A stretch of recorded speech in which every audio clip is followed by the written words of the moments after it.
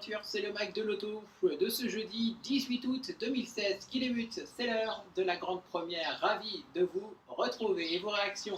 Ça se passe sur les réseaux sociaux Twitter, Facebook et Google+. Hashtag MacAuto16. Le Mac de l'auto, c'est donc votre nouveau rendez-vous des passionnés de l'automobile et je vais tout de suite vous expliquer la formule du Mac de l'auto. Chaque émission débutera par le flash de l'auto. Le flash de l'auto, c'est tout simplement les toutes dernières actus automobiles. Et pour la première du Mac de l'auto, en ce jeudi 18 août, je vous propose, comment vous dire, plein de scoops et plein de news exclusives. Et ça sera comme ça tout au long de la saison. Nous aurons ensuite une deuxième rubrique, l'essai du jour. Et oui, chaque jour, nous vous testerons une auto. Et l'auto qu'on vous testera pour la première ce jeudi, je vous promets, c'est le rival direct du Toyota CHR. Il est donc temps maintenant que je vous dévoile les grands titres de l'actualité automobile et le sommaire de ce premier Mac de l'auto de la saison. Dans le flash de l'automobile, ce jeudi, je vous parlerai de nouvelles rumeurs autour d'une série 8 chez BMW. Ce serait la remplaçante de la série 6. Je vous en parle dans quelques instants.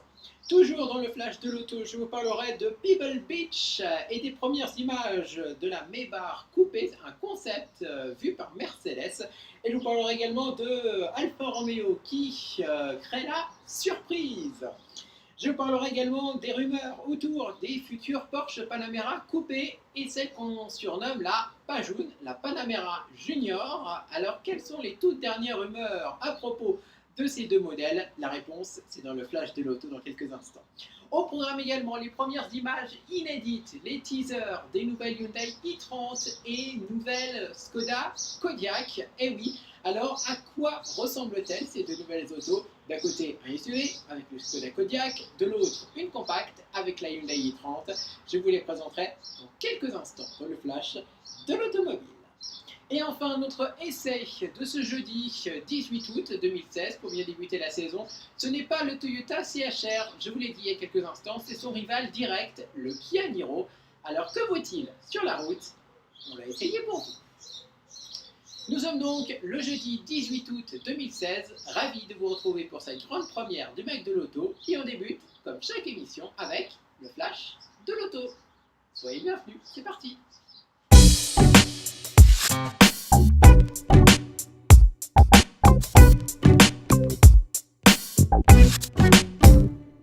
Et on débute le flash de l'auto de ce jeudi 18 août 2016 avec les teasers du jour. Ils sont au nombre de 2 aujourd'hui. On débute avec un SUV tchèque. C'est le Skoda Kodiaq, la version de série du concept Vision S aperçu au dernier salon de Genève au mois de mars 2016.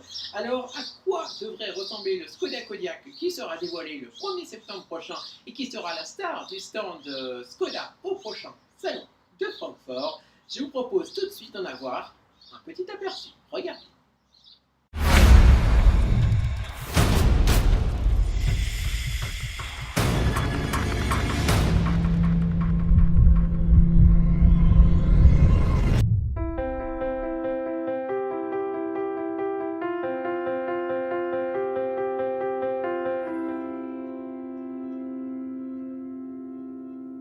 Skoda. Simply clever. Le Skoda Kodiaq sera donc à retrouver dès début octobre 2016 pendant 2 semaines à Paris, porte de Versailles pour le Mondial de Paris. Et la révélation du modèle aura lieu quelques semaines avant, le 1er septembre prochain. Une semaine à peine après le Skoda Kodiaq, ce sera au tour d'une deuxième auto de se dévoiler. Son nom, la nouvelle Hyundai i30. Et cette fois-ci, pas de vidéo, mais des photos. Je vous propose donc tout de suite d'observer les premières images officielles servant de teaser de cette nouvelle génération de la compacte coréenne. On débute avec le teaser de la face avant, une grosse calandre sur cette nouvelle Hyundai i30, des feux ressemblant un peu à ceux d'une Ceed ou un peu différents, et surtout des feux de jour ressemblant à ceux de la DS3. Eh oui, c'est comme ça.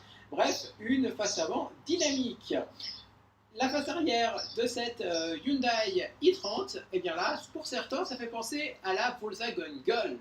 Alors, est-ce que ça se vérifiera? La réponse, c'est le 7 septembre prochain, date où sera dévoilée donc cette nouvelle Hyundai i30 qui sera, tout comme le Skoda Kodiaq, la star du stand Hyundai au prochain Mondial de Paris dès début octobre 2016. On poursuit tout de suite cette page nouveauté de ce flash de l'auto, première de la saison, avec les premières images officielles de la nouvelle Honda Civic. Et oui, Honda a enfin dévoilé sa nouvelle Civic. Enfin, c'est pas Honda Europe qui a dévoilé la nouvelle Civic, c'est Honda US. En fait, pour vous dire pourquoi ils ont officialisé maintenant la nouvelle Civic, parce que regardez cette image inédite. Et oui, la nouvelle Civic complètement décamouflé, surprise sur un camion, voilà, tout simplement, c'est quand même assez insolite tout ça, et donc c'est pour ça que Honda US a décidé de dévoiler la nouvelle génération de sa compact. Et pour ceux qui me disent, qui vont se dire, mais elle ne ressemble pas au concept présenté au mois de mars dernier à Genève, eh bien si, et oui, la nouvelle Civic ressemble beaucoup au concept présenté au mois de mars à Palexpo. Et donc, pas de surprise concernant la ligne ni le style du modèle. On retrouve des feux avant assez fins, surtout assez discrets, voilà, assez modernes. On retrouve également une face avant sportive à souhait, s'il vous plaît, avec également un beau bel calandre, avec le logo Honda en son centre. On retrouve également une ligne mi-tricorps, mi-compact, voilà, tout simplement, donc une ligne assez décalée qui a fait le succès des dernières générations de la Honda Civic, et à l'arrière, on retrouve une double sortie d'échappement centrale et des feux en forme de boomerang. Bien qu'elle ait été dévoilée par Honda US, la nouvelle Honda Civic vous donne bien évidemment rendez-vous dès début octobre 2016 au Mondial de Paris. Et on termine avec une dernière nouveauté, c'est un concept en fait, présenté au Festival d'élégance de Pebble Beach dans à peine quelques jours. C'est un concept Maybach. Vous allez me dire, mais Maybach ça n'existe plus, Mercedes avait décidé de fermer la marque. Eh bien oui, mais maintenant c'est plus qu'une déclinaison de la classe S. Enfin, qu'une déclinaison de la classe S. À part ce concept car, on va dire un peu hors catégorie, et oui, non basé sur une classe S, c'est bien un modèle à part entière, ce concept car, plus de 6 mètres, s'il vous plaît. Alors, à quoi ressemble ce concept de Maybach? Eh bien, regardez-le tout de suite, on commence avec la face avant de ce concept. Selon certains, la calandre fait penser à une célèbre calandre double haricot de BMW. C'est pas faux, si vous séparez un peu plus les deux parties de la calandre, ça le fait. On retrouve également des feux avant très fins, assez discrets, tout comme les feux arrière que vous allez observer dans quelques minutes. On observe également une longueur, et bien là pour vous dire, elle s'étire, elle s'étire, elle s'étire, ce concept Vision Maybach by Mercedes-Benz. Voilà, tout simplement, des rouges, tout de rouge vêtus, tiens, comme une certaine Opel GT présentée à Genève en mars dernier, et surtout une ligne assez basse, voilà, mais une ligne assez jolie. À l'arrière, on retrouve des feux arrière assez fins, tout comme les feux avant du concept car. On retrouve également un intérieur moderne et surtout futuriste, normal, c'est un concept car pour l'instant. On retrouve donc des sorties d'échappement, enfin des ceintures de sécurité tout de rouge vêtu, un volant à double branche, voilà, tout simplement comme les dernières créations Mercedes, et surtout une ambiance lumineuse qui pourrait être personnalisée en bleu par exemple. Ce concept vous donne donc rendez-vous sur les terres américaines dans quelques jours au festival de Pebble Beach.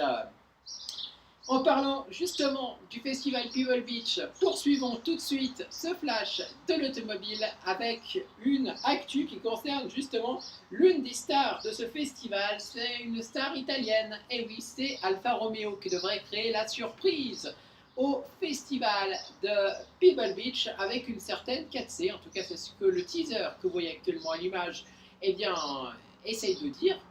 Est-ce que ça serait une 4C qui serait présentée? En tout cas, pour l'instant, juste un peu quelques lignes du concept. En tout cas, c'est une surprise qu'Alfa Romeo dévoilera dans quelques jours seulement au festival de Pebble Beach. Et ça pourrait être en fait une 4C Quadrifoglio Verde, donc Quadrifoglio Verde, c'est vraiment la version sportive des Alfa Romeo, hein, parce que la Giulia Quadrifoglio Verde, par exemple, c'est la version sportive de la Alfa Romeo Giulia, voilà, tout simplement. Et voilà, donc ça pourrait être une version plus radicale, plus performante de l'actuelle 4C. On ne sait pas s'il est basé sur le coupé ou s'il est basé sur la version cabriolet Speeder, mais en tout cas, cette version un peu spéciale de l'Alfa Romeo 4C, si c'en est une, eh bien, sera dévoilée dans quelques jours seulement à Pebble Beach. On poursuit tout de suite l'actualité automobile avec de nouvelles rumeurs autour d'une future BMW série 8. Et oui, BMW pourrait remplacer sa série 6 par une série 8. Et oui, et donc la série 6 actuellement proposée en concession serait donc la dernière génération de la série 6 après seulement 2 générations mondiales au catalogue. Et pour vous dire, ça fera partie du futur programme haut de gamme très chargé de BMW qui s'annonce, avec entre autres un futur SUV inédit, une dénomination inédite chez BMW, le X7, ou encore une future série 9 chez BMW. Il y aura également le renouvellement de la limousine star de la marque, la série 7. Voilà, tout simplement. Et donc, dans ce catalogue, eh bien, s'intercalera une inédite série 8 qui pourrait ressembler au concept car Grand Lusso présenté il y a quelques ans de cela. Mais alors, qu'est-ce que ça serait cette série 8 par BMW? Ça serait déjà donc, comme je viens de vous le dire, la remplaçante du coupé série 6, tout simplement. Et ça serait une rivale de la classe S de Mercedes, classe S coupé s'il vous plaît. Et ça reste donc, et c'est peut-être plus plausible, et ça reste en phase avec l'organisation actuelle du reste de la gamme. Pourquoi? Parce que les coupés, normalement, c'est des nombres pairs. Série 4, c'est le coupé de la série 3, série 2, c'est le coupé de la série 1, série 6, en fait, il n'y a pas de coupé, voilà, donc ça serait plutôt série 8, voilà, on ne sait pas pourquoi, mais bon, c'est comme ça. Et donc, ça serait la série 8 qui pourrait remplacer la série 6. Donc, pour être plus clair, la série 8, ce serait la série 6 de 3e génération. Voilà, tout simplement.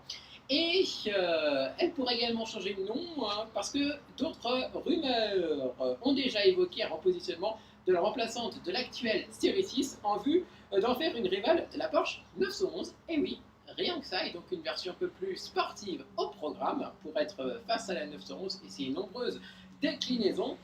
Et ça pourrait aussi être sans doute l'une des rivales également d'une autre sportive allemande, la Mercedes AMG GT. En parlant justement de AMG, il est temps que je vous parle des surprises que Mercedes nous prépare pour les 50 ans de AMG. Et ces surprises, eh bien, ça pourrait être déjà des nouvelles déclinaisons de la classe AMG. Ça sera donc les AMG E63 et E63S. Il y aura également deux nouveaux Roadsters. Il y aura un SUV en survêtement, la version AMG du Mercedes GLC 63 ou encore la version AMG de la classe A45 ainsi que d'autres déclinaisons de l'AMG GT. Et pourquoi pas envisager des versions Black Series, donc encore plus performantes, pour certains modèles de la gamme Mercedes AMG. Mais alors, que serait le 50e anniversaire sans un énorme cardo? Vous savez, nous, qu'est-ce qu'on rêve pour les 50 ans d'AMG? Eh bien, ça serait une AMG R50, un coupé ou un modèle, en tout cas, puissant de 1300 chevaux. Voilà, tout simplement. Et en tout cas, si Mercedes lance ces modèles, ça devrait continuer à tirer vers le haut les ventes de cette division, lesquelles avaient explosé l'an dernier, plus 44% à quasiment 69 000 unités écoulées, et ces nouveautés seraient progressivement introduites entre 2017, qui verra donc Mercedes AMG fêter son 50e anniversaire, ça sera donc l'an prochain, les 50 ans, et 2021. On poursuit l'actualité automobile dans ce flash de l'auto avec les précisions sur les futurs Ferrari California GTC 4 Lusso et F12 Berlinetta. Et oui, ces trois prochaines autos, eh bien, je vais vous parler de leur future génération. Et on commence tout de suite avec de nouvelles infos sur la nouvelle California T qui serait annoncée en 2017 pour sa nouvelle génération. Et sa ligne devrait se muscler. Et parmi les motorisations, on pourrait retrouver le V6 2 litres 9 de 450 chevaux ou 600 chevaux. Et ces deux moteurs pourraient être rejoints par un inédit V8 3 litres 9 délivrant jusqu'à 700 chevaux. On passe au break de chasse de la marque, la GTC 4 Lusso, anciennement nommée la FF avant son restylage.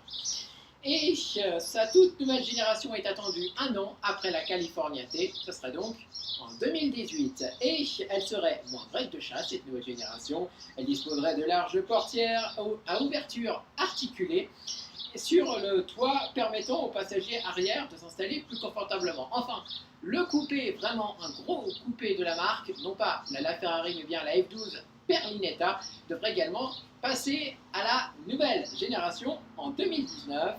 Et pourra-t-elle résister à l'hybridation? On ne sait pas, sachant quand même que l'un des coupés les plus récents de la gamme, la LaFerrari, est passé à l'hybride, ou plutôt est un coupé 100% hybride. On pourrait se dire que peut-être la nouvelle F12 Berlinetta pourrait être elle aussi hybride. En tout cas, réponse en 2019 lorsqu'elle sera présentée. On poursuit l'actualité de ce jeudi 18 août 2016 avec du sport encore. Et on va parler du sport mais un peu plus raisonnable. Bah oui, parce que Ferrari c'est pas du sport raisonnable. Là je vais vous parler vraiment du sport vraiment raisonnable avec la RS1 de chez Audi qui pourrait être présentée en mars 2017 au prochain salon de Genève. Et je vais vous parler de la motorisation et de la puissance de cette future RS1. Oui, pour l'instant on connaît juste la S1, c'est juste, oui, c'est uniquement la S1 qu'on connaît pendant ce temps comme version sportive de l'Audi A1. Et là, je vais donc vous parler de sa version super sportive nommée RS1. Elle pourra embarquer un moteur puissant de 280 chevaux. Voilà, tout simplement. Et elle bénéficierait d'une transmission intégrale, voilà, tout simplement, et sa puissance atteindra exactement, non pas 280, mais bien 284 chevaux, grâce au 4 cylindres turbo EA 888. Et c'est un peu le moteur qui prend la Mini John Cooper Works, qui servirait d'étalon, même si l'Audi devrait promettre des performances plus élevées. Et cette RS1 devrait être proposée uniquement en série limitée et elle viendrait clore le premier chapitre de la 1 puisqu'une deuxième génération de la citadine allemande est attendue pour 2018. Mais aura-t-elle ce moteur? Eh bien, peut-être pas, vu qu'une source interne à la marque allemande, Audi, est venue démentir une telle possibilité en admettant qu'il ne faut jamais dire jamais. Donc réponse, si tout va bien, en mars 2017 au prochain salon de Genève pour tout savoir sur cette nouvelle Audi RS. On poursuit avec la future BMW i8. Et oui, la i8, c'est le coupé hybride, un peu futuriste, question ligne. Et sa nouvelle génération attendue dans quelques ans, eh bien, elle pourrait développer jusqu'à 750 chevaux. Et donc, je vais vous parler un peu de son moteur de la nouvelle i8 de chez BMW. Et donc, avec ce moteur de 750 chevaux, l'autonomie ne serait pas sacrifiée pour autant sur l'autel de l'abondance ou de la course à la puissance. Elle atteindra les 300 miles, l'équivalent de 480 km. Plus aérodynamique, la future i8, dont l'arrivée ne serait pas attendue avant 2022, et oui, il faudra donc patienter un petit peu, bénéficierait en outre de 4 roues directrices et d'autres raffinements. Le programme est alléchant. Et en attendant le renouvellement, en attendant donc 2022, eh bien on pourra quand même se consoler, bah oui, parce qu'il y aurait quand même le restylage de la i8 actuelle de chez BMW qui serait attendue prochainement.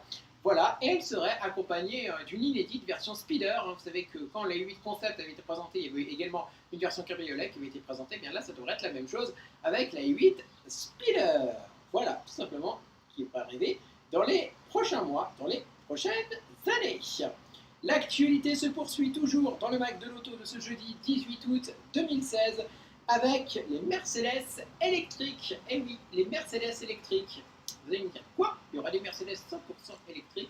Eh bien moi je vous dis, eh ben oui, il y en aura des Mercedes 100% électriques et elles seront vendues sous une nouvelle marque. Et oui, ça ne sera donc pas des Mercedes, mais plutôt des MEQ. Tout simplement, hein, c'est une marque que le constructeur Mercedes a enregistré récemment.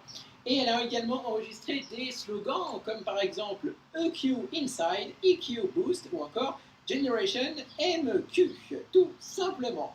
Et ces modèles reposeront sur la nouvelle plateforme EVA qui a été dévoilée en juin dernier, en juin 2016, donc pendant les Tech Days de la marque à l'étoile. Et pour vous dire, eh bien, ça pourrait être le premier modèle pour être dévoilé très prochainement au prochain Mondial de Paris début octobre prochain avec un concept de SUV. Et en fait, ce concept de SUV, ça serait finalement en fait que pour annoncer un peu cette marque, parce que ce ne serait pas le premier modèle, et oui, le premier modèle ne serait pas un SUV, mais bien une limousine qui pourrait être baptisée EQS et qui viendra chasser sur les terres de l'unique limousine 100% électrique du moment, la Model S de chez Tesla. Elle serait dévoilée sous la forme d'un concept car tout d'abord, soit en janvier à Détroit aux États-Unis, soit au mois de mars au prochain salon de Genève. En parlant justement de Tesla, eh bien on peut continuer toujours dans la page électrique avec de nouvelles informations sur un nouveau moteur pour les nouvelles Tesla Model X et Model S, avec une batterie de 100 kWh qui serait au programme. Et c'est donc au travers d'une autorité régulatrice européenne accordant les certificats d'homologation et de certification qu'une nouvelle évolution arrive pour la berline Model S et le inédit SUV Model X. Et donc maintenant il faut attendre très prochainement un communiqué officiel venant de Tesla pour la confirmation officielle des chiffres par une autorité régulatrice américaine comme l'EPA par exemple. Et c'est donc une nouvelle avancée dans la carrière d'une berline zéro émission, laquelle, entre son lancement originel et les précédentes évolutions, offrit notamment le choix entre batteries de 40 kWh, 60 kWh ou 85 kWh et 90 kWh. On rappellera par exemple que la gamme s'articule notamment entre les 60D, 75D, 90D ou P90 avec autonomie respective selon le cycle EPA de 351 km, 416 km, 434 km ou 473 km. On rappellera aussi que selon le protocole NEDC, cette même 90D revendique 557 km d'autonomie. Ensuite, donc, et nouvelle avancée dans le domaine technique, une batterie de 100 kWh. Version à un moment anticipé à travers un vrai faux teaser. La gamme sera donc très prochainement chapeautée par les 100D, P100D et P100DL, le L qui veut dire Ludicrous Mode, dont l'autonomie théorique, selon ces chiffres en fuite, est positionnée à 613 km via l'organisme hollandais RDW. Mais via l'EPA, ça sera un peu moins. De quoi faire un bon terme d'autonomie réel à l'usage avec cette batterie 100 kWh, dont la certification s'annonce donc d'abord via le vieux continent et sans doute permettre d'en proposer plus sur le plan des performances. Il reste maintenant à patienter jusqu'au communiqué de la maison mère pour prendre officiellement le pouls des chiffres pour cette imminente version avec batterie 100 kWh pour la berline Model S et le SUV Model X. Allez, on poursuit l'actualité automobile avec des infos sur la version 2017, sur le millésime 2017 du Range Rover Sport. Et oui, chaque année, Land Rover ne recycle pas ses modèles, mais plutôt les met à niveau en changeant un peu les finitions, en mettant à niveau le catalogue d'équipements, les moteurs, etc. Et c'est au tour maintenant du Range Rover Sport d'accueillir ces modifications. Et donc, quelles seront ces modifications apportées au catalogue Range Rover Sport pour 2017? Les voici. tout simplement, c'est tout simplement tout d'abord l'arrivée d'un 4 cylindres diesel sous le capot du Range Rover Sport. Et celui-ci, ce 4 cylindres, c'est le moteur JLR, donc Jaguar Land Rover 2 litres Ingenium, déjà disponible sous le capot du Discovery Sport et du Range Rover Evoque. Pour faire face au surcroît de poids, sa puissance a été augmentée à 240 chevaux et le couple à 500 Nm. Et donc, ce moteur, il permet de faire un 0 à 100 km/h en 8 secondes, soit 1,2 secondes de plus que le SDV6 diesel. Et le recours à un moteur 4 cylindres permet à Range Rover d'abaisser les émissions de CO2 de 199 grammes par kilomètre à 164 grammes par kilomètre.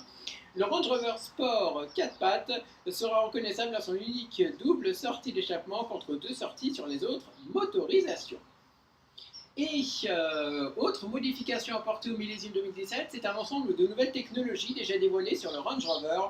Surveillance des angles morts, détecteur de fatigue du conducteur, limiteur de vitesse qui adapte la vitesse du véhicule aux limitations de vitesse en reconnaissant les panneaux de signalisation et l'aide au remorquage.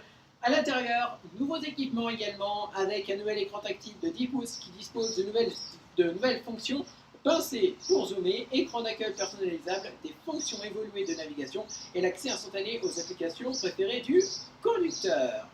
Ce nouveau Range Rover Sport version 2017 est présent en concession à la fin de l'année.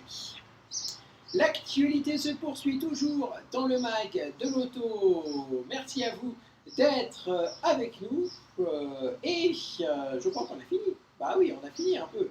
L'actualité, enfin on a presque fini, ah bah oui, il reste que plus qu'une seule info maintenant, et oui, la toute dernière info de ce journal, c'est l'info sur les futurs Porsche Panamera coupés et les Pajounes, et oui, les dernières rumeurs à la carte, et surtout à la loupe.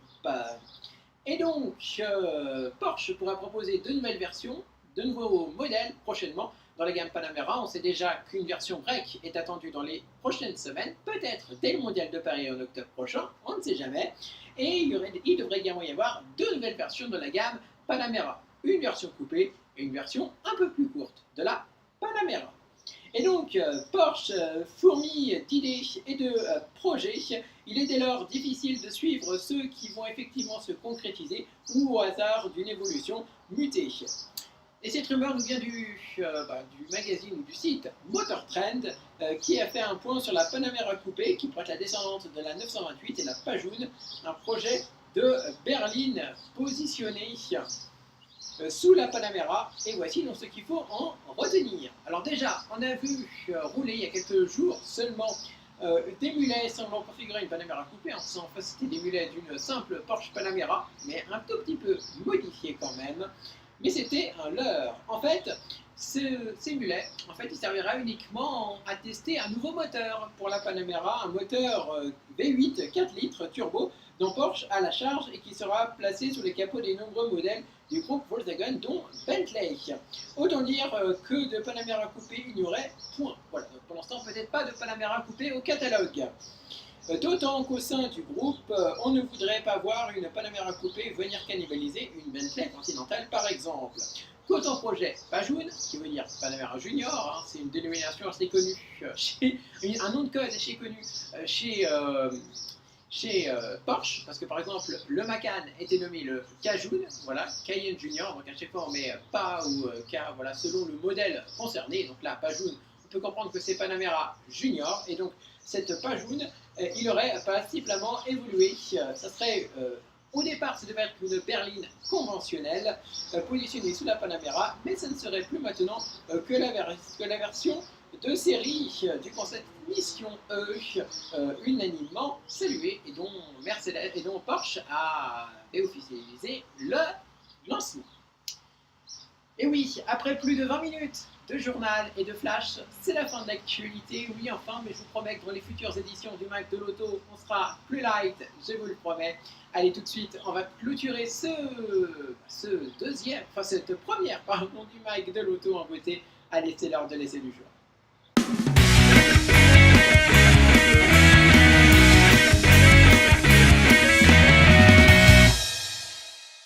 Et pour le premier essai de la saison du mag de l'auto, on a testé pour vous la nouvelle Kia Niro, qui est tout simplement la version, comment vous dire, un crossover compact, rival du Toyota CHR, même en rival direct, parce que le Toyota CHR c'est aussi un crossover compact 100% hybride, que je vous ai présenté il y a quelques semaines dans le News Report, souvenez-vous. Et là, maintenant, il est temps donc de découvrir son rival direct, le Kia Niro. Alors, que vaut-il sur la route? Nous l'avons essayé pour vous. Voici donc le test du tout nouveau Kia Niro, maintenant disponible en concession.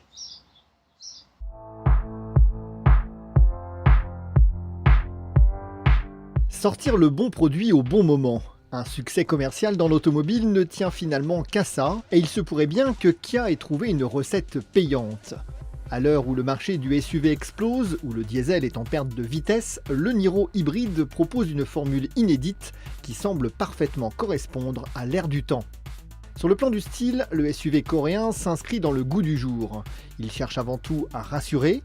Il met sous le boisseau sa vocation de modèle hybride. À moins de l'entendre se déplacer en silence à basse vitesse, il est pratiquement impossible de deviner la nature de sa motorisation depuis l'extérieur. Même constat à l'intérieur, seule l'instrumentation permet de réaliser que le Niro n'est pas tout à fait un véhicule comme les autres. La planche de bord, plutôt bien finie, apparaît très classique et fait encore largement confiance aux boutons malgré l'écran tactile. Le conservatisme est également de mise en matière de modularité, les dossiers ne sont pas ajustables et la banquette n'est pas coulissante. En revanche, elle est rabattable en plancher presque plat. L'habitabilité à l'arrière apparaît très satisfaisante, deux grands adultes trouvent en place confortablement. Assez classique dans son architecture, le groupe motopropulseur du Niro se distingue de ceux de la Prius et du RAV4 hybride par l'utilisation d'une boîte à double embrayage dans laquelle est intégré le moteur électrique. Un choix technique présenté par Kia comme plus dynamique et plus conforme aux habitudes de conduite européennes que la transmission CVT des japonaises. De fait, un conducteur habitué à une voiture à boîte automatique n'aura aucune peine à prendre en main ce véhicule. Cependant, il serait très exagéré de parler de dynamisme pour qualifier le Niro. La boîte se montre exceptionnellement lente pour une double embrayage et les accélérations n'ont rien de foudroyant. Enfin, il ne faut pas confondre ce modèle de Niro avec un hybride rechargeable. Il n'est capable d'évoluer en mode électrique que sur quelques centaines de mètres, le moteur électrique ne jouant qu'un rôle d'assistance aux 4 cylindres. En dépit des 141 chevaux, le Niro se conduit toujours en douceur. C'est d'ailleurs ce rythme qui permet de tirer parti de sa réelle sobriété. Contrairement aux hybrides première génération, il sait contenir son appétit même sur autoroute ou sur les grands trajets. Nous avons relevé une moyenne de 5 litres au 100 km sur un parcours plutôt sinueux. En clair, le Niro se révèle comme une alternative parfaitement crédible aux motorisations diesel. Le niveau de confort du Niro est très satisfaisant, mais il ne se révèle en aucun cas dynamique ou agile. La direction ne brille pas vraiment par sa précision et l'agilité n'est pas vraiment au rendez-vous. Là encore, le SUV coréen joue la douceur de fonctionnement et incite à une conduite coolée.